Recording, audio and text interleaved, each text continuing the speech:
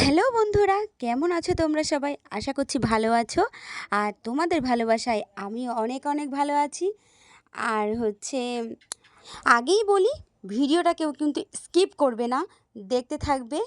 আশা করছি তোমাদের অনেক অনেক ভালো লাগবে।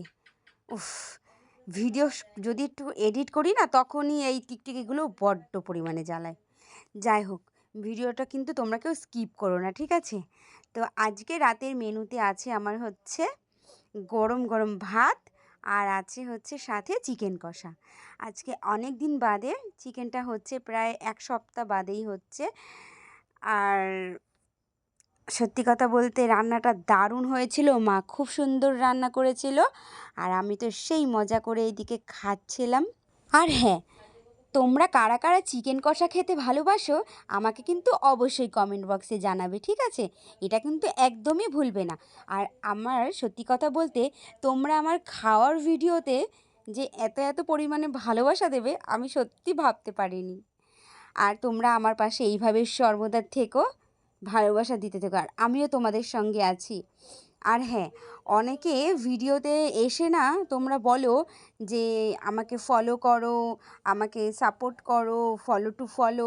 এইসব কিন্তু একদমই করবে না।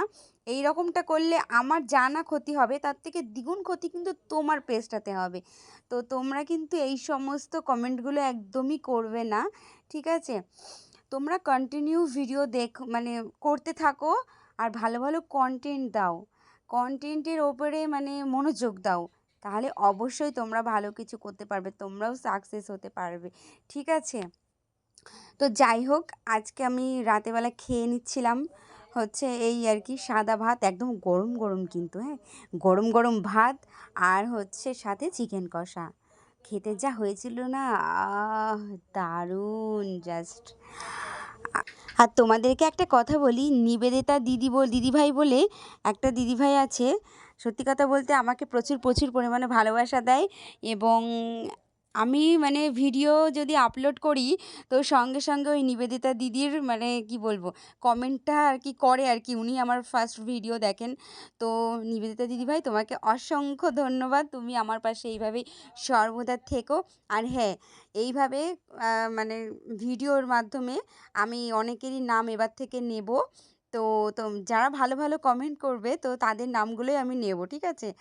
তো যাই হোক, ঠিক আছে।